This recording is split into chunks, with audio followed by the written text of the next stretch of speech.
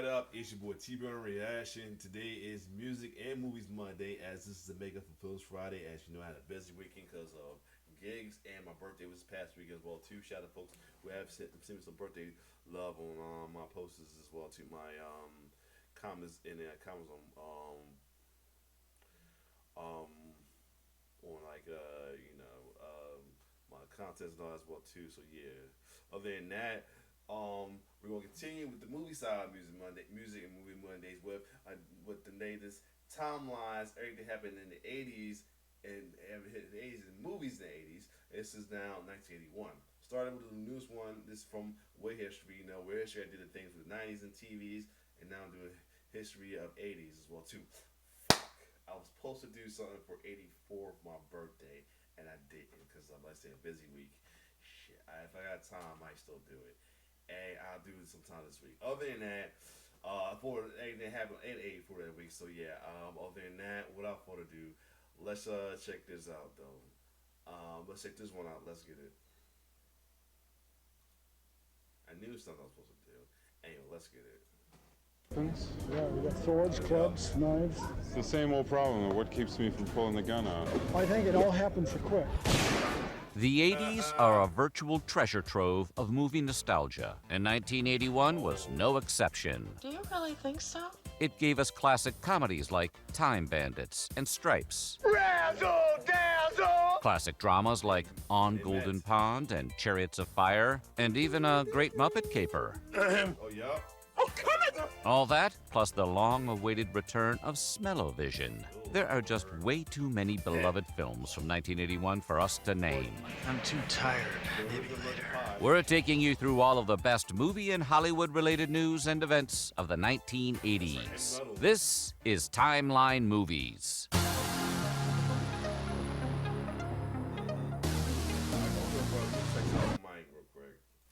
Alright, hopefully it's a little better. Anyway, let's keep going. And since 1981 was when the Cannonball Run was released, we'll try to do this fast. But before we get started, be sure to subscribe to the Weird History channel and to let us know in the comments below about your favorite movie memories from 1981. Now, are you ready to find out what was going on in the movies the year the first DeLorean rolled off the assembly line? I like it. It began as an idea, a video camera and VHS recorder, all in one. JVC and Sony kicked off the year on January 9th by demonstrating the world's first camcorders in Las Vegas, Nevada, at the annual Consumer Electronics Show. The product wouldn't actually become commercially available until 1983, but once it did, holidays and dance recitals would never be the same. When this baby hits 88 miles per hour, you're gonna see some serious. Somewhere in these woods lies an experience too terrifying for words. Joe Dante's slapstick horror mystery, The Howling, hit theaters on March 13th. Rick Baker, who worked on the picture initially, came up with these kind of masks that would elongate.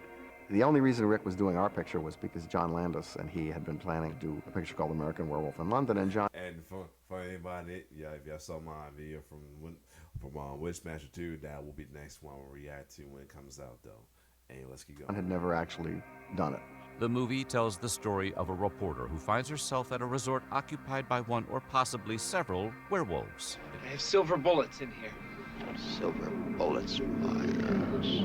It was only a moderate box office success, but it became a cult classic and kicked off a franchise that would eventually include 7 sequels and a comic book series. Meanwhile, Joe Dante would go on to direct other 80s gems like Gremlins and Inner Space. Hello, can you hear me? I'm possessed! Stealing away to the end of the month, Michael Mann's classic crime thriller Thief broke into theaters on the 31st, starring James Caan as a safecracker trying to go legit and boasting a radical soundtrack by Tangerine Dream. My more programmatic, kind of formalist approach is that the film will benefit from the abstraction of electronic score, and I decided to go to Tangerine Dream. The movie was Mann's first outing as a writer and director after years of success on television. I am the last guy in the world that you want to with. He would later go on to create Miami Vice, as well as a number of other popular crime thrillers like Heat and Collateral. Time for everyone's annual Oscar predictions. And in the Best Picture category, there can be only one winner, and that is Tess. because Hollywood hasn't had a good party since Roman Polanski left. After being delayed a day due to the attempted assassination of Ronald Reagan. Really? Only a day? After all, you must... You saw who was in that, who was part of that. Delayed a day due to the attempted assassination Oh boy, yes. of Ronald Reagan. Really? Only a day? After all, you must remember this is a man who yesterday, while he was in the hospital unable to speak, wrote on a sheet of paper, "All things considered, I'd rather be in Philadelphia." The 53rd Academy Awards went ahead on March 31st. The evening was dominated by the drama Ordinary People, which won Best Adapted Screenplay, Best Supporting Actor for Timothy Hutton, Best Director for Robert Redford, and Best Picture. Other winners included Best Actor Robert De Niro for his role in Raging Bull, Best Actress Sissy Spacek for Coal Miner's Daughter, and Best Supporting Actress Mary Steenburgen for Melvin and Howard. Well, I'm gonna have to figure out something new to dream about, that's for sure. Superman Oh, 2, that's how young the he sequel was. to Richard Donner's 1978 hit. And while I'm watching it, R.I.P. to Terrence Stamp, the original Zod right there as well too, though. But yeah, but that Timothy Hutton, I just see what Timothy Hutton went. Wow, look how young he was on that. Yup. Well, yeah, R.I.P. to Terrence Stamp for who plays Zod. Superman, which starred Christopher Reeve as the eponymous hero, Well, I've been working out. soared into theaters on April 9th. Despite a change in directors from Donner to Richard Lester, the film, which found the Man of Steel battling Lex Luthor and 3 Kryptonian supercriminals, drew praise from critics and audiences alike, and taught us all the phrase, Kneel before Zod! just over a month later. And Gene Hackman died. It was this year or last year he passed away, and that was sad how that happened too. Yeah, it was this year. Dang, it was this year. We lost both Lex Luthor and Zod this year. That's crazy. On May 16th, MGM sent shockwaves through Hollywood when it purchased United Artists for roughly $250 million in cash. Founded in 1919 by Hollywood legends Charlie Chaplin, D.W. Griffith, Mary Pickford, and Douglas Fairbanks, UA's film library included some of the most famous movies in history, including Casablanca, The Maltese Falcon, West Side Story, Rocky, the Pink Panther series, and 12 James Bond films. 2 weeks later, self-appointed king of bad taste, John Waters, revived a bygone theater gimmick known as Smell-O-Vision for the May 29th release of his comedy, Polyester. Odorama will enable you, the viewer, to So Smell-O-Vision was a thing. I feel like I heard about that. Never thought about it being a thing. actually smell right from your movie seat. Prior to the film, viewers received a card with 10 numbered areas. The film would then flash a number on the screen, prompting viewers to scratch and sniff the corresponding area at the appropriate time. You get it? You smell it? It works. The cards included scents like flowers, gasoline, and, believe it or not, feces. We did say it was a John Waters film. On June 8, 1981, Denver-based oil baron Marvin Davis shelled out just over $700 million to acquire 20th Century Fox. Just 3 years later, however, Davis would sell an interest in the studio to Australian publishing mogul Rupert Murdoch's News Corp, who would then buy out Davis's remaining interest in 1985, making Fox the last of Hollywood's major Golden Age studios to be acquired by an outside corporation. By 1981, Mel Brooks was already a comedy icon, so Hollywood insiders expected audiences to line up for his latest movie. They're doing this thing with this upcoming long-awaited sequel to Spaceball. The History of the World Part 1, released on June 12th. Occupation, stand-up philosophy. I coalesce the vapor of human experience into a viable and logical comprehension. Oh, a bullshit artist. Despite being greeted by Don't play, shout out to B. Author. mixed reviews and disappointing box office returns, it still wound up becoming one of the decade's most iconic comedies, thanks to Brooks's ability to turn any situation into a gag. The Lord Jehovah has given unto you Yup. these 15. That's what I came from. 10 commandments. If adventure has a name, it Oh, must yes. be Indiana Jones. And the world got to meet Indy for the first time on June 12th when Raiders of the Lost Ark came crash rolling into theaters. Directed by Steven Spielberg, produced by George Lucas, and starring Harrison Ford, the film, which would later be renamed Indiana Jones and the Raiders of the Lost Ark, was a rip-roaring homage to the adventure serials of Hollywood's golden age. Snakes. Why did it have to be snakes? In the famous shot of me facing the Cobra, you can barely see a reflection on the sheet of glass that was between myself and the Cobra. We need about 7,000 snakes in addition to the 2,000 we have here to make it work. It would finish as the year's #1 movie, while launching one of the most successful and beloved franchises in movie history. On May 18, 2023, roughly 42 years after the release of Raiders, Indiana Jones and the Dial of Destiny made its debut at the Cannes Film Festival. Directed by James Mangold, the sequel found its hero coming out of retirement to retrieve a powerful artifact that can alter time. The movie, which was meant to serve as something of a swan song for Harrison Ford's version of the character, received mixed to positive reviews and failed to break even at the box office. The myth, the magic, the mystery, the majesty. Metro-Goldwyn-Mayer presents Clash of the Titans. June 12th brought the release of Clash of the Titans, a mythological adventure film that was the last movie to include special effects work by the legendary Ray Harryhausen. And even he thought it looked a little old-fashioned compared to slick new blockbuster. I was wondering why a movie like in the 80s still had that old school special effect like that though too. Like it looked like something you see like in like the old 60s and 70s movie. They had like King Kong and all that. That's what reminded me on the cool though. That I was like wondering about that, but then again, I understand why it was probably the last one because we're about to hear some stories. Just like Empire Strikes Back and Superman. And this model is made in such a way that it has many joints. Even down to the fingers? Even down to the fingers, and each snake has a joint. Nonetheless, the film, which starred Harry Hamlin, Burgess Meredith, and Laurence Olivier, finished as the 11th highest grosser of the year and is now regarded as an 80s classic. And on July 10th, the now classic sci-fi action-adventure Escape from New York landed in theaters. Directed by John Carpenter, the movie presented a dystopian near future where the island of Manhattan had become a prison. Truly have a problem with authority. Any chance I can get to belittle authority, I love to do it. Kurt Russell, previously known as a child star, played the swaggering hero, Snake Plissken. Call me Snake. And the film's massive box office success completely changed his image. Had a conversation one. When the Thing came out, then that was like this big break from the 82 the next year. Okay, I thought the Thing was I thought the Thing was this big break, but I didn't know this was before that. So nice. So this was this big break since his being a child star. Wow. 14. One time I remember about no man being an island, and we both vehemently disagree with that. Some men are islands. Snake Plissken is that island. Even Tom Cruise had to start somewhere, and that somewhere was in the romantic drama Endless Love, released on July 17th. Directed by Franco Zeffirelli and starring Brooke Shields, the film, in which Cruise played a minor role, struck out with critics.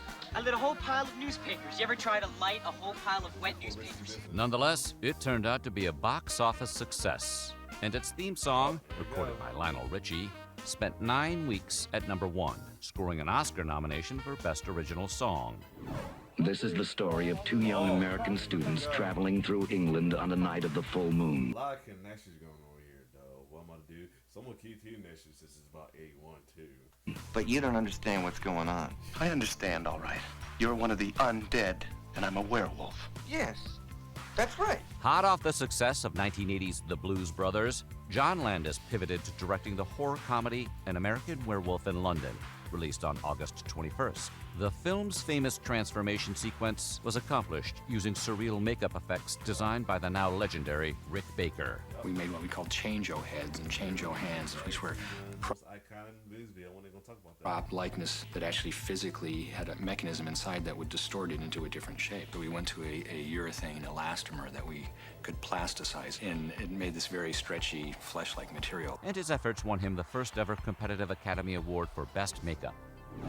Released September 16th, Mommy Dearest was a biographical drama about the childhood of Christina Crawford, daughter of legendary actress Joan Crawford. The film, which starred Faye Dunaway as Joan, immediately became infamous for a graphic scene that depicted the actress whipping her daughter with a wire hanger and screaming, "No wire hangers!" Christina Crawford said the incident was entirely fictional, but the line became part of the zeitgeist, like, "Show me the money!" and "I'm the king of the world!" Now widely regarded as one of Hollywood's best actors, Denzel Washington got his big screen start in the comedy Carbon Copy, which hit theaters 9 days later on September 25th. The film starred George Segal as a rich white businessman who learns he has a 17-year-old black son, played by Washington. It's just too much of a shock for me to accept you as her son. Well, if that's too much of a shock for you, you're liable to go into a coma when you get behind this. Hi, Daddy. The movie was the first original film produced by RKO Studios in 23 years. But despite launching Washington's career, it struck out with both critics and audiences. Carbon Copy. Any resemblance between father and son is purely hysterical. Imagine a movie where two middle-aged men sit in a restaurant having a long, meandering, philosophical conversation. I mean, are we just like bored, spoiled children who've just been lying in the bathtub all day? But has it ever occurred to you, Wally, that the process that creates this boredom that we see in the world now may very well be a self-perpetuating, unconscious form of brainwashing? And now imagine that movie was a massive hit. That improbable situation occurred on October 11th, when My Dinner with Andre released in theaters. A quirky drama written by and starring Andre Gregory and Wallace Shawn, the unusual film is now regarded as a bona fide classic and has been parodied in media like The Far Side comic strip, The Simpsons. Thirsting for a way to name the unnameable, to express the inexpressible. All right, here we go. I was like, what was going on? Family Guy, and even Frasier.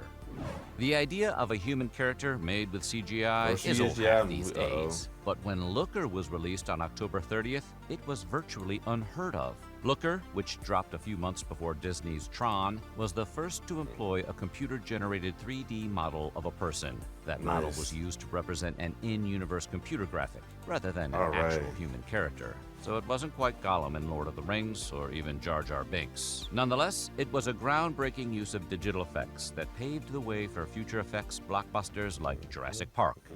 Finally, Mad Max 2 careened the black-on-black into Australian theaters on Christmas Eve. Now considered one of the best action movies ever made, the film's American distributor renamed it The Road Warrior because the original had never officially been released in the U.S. And to be totally honest, for it's Mel a better Gibson. title. I'm gravely disappointed. Again, you have made me unleash my dogs of war. The Road Warrior was a smash hit in both countries, setting its lead, Mel Gibson, on the path to superstardom. Yeah, so this is So breakout. what do you think? Did we miss So one of your favorite flicks of 1981? Let us So that looked like it was his breakout. Let me see film work. If I can see filmography, that probably was his breakout. He probably did stuff before that, but that had to be his breakout. Let me see. Yup. And it originally came out in 1979. That's crazy. Oh, the second. That's the sequel. That was the sequel that came out in 81. Oh wow. So he did one in 1979 back then. Oh wow, that's interesting right there.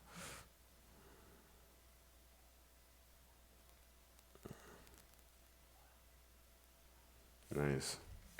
Other than that, sorry, I was trying to figure out what's going on my mic, so if it's so like the mic just peaked in, I had to tweak my little cable. But other than that, interesting how a lot of stuff is connected to stuff I react to and I plan to react to, so you know I'm gonna make that the next reaction. So other than that, if you like my reaction, like, share, subscribe to the YouTube channel. If I got time, I will do the 84 one soon. I meant to do it around my birthday, and then I didn't because I had a busy birthday weekend. But anyway, it's your boy T-Bird Son, and all for one love.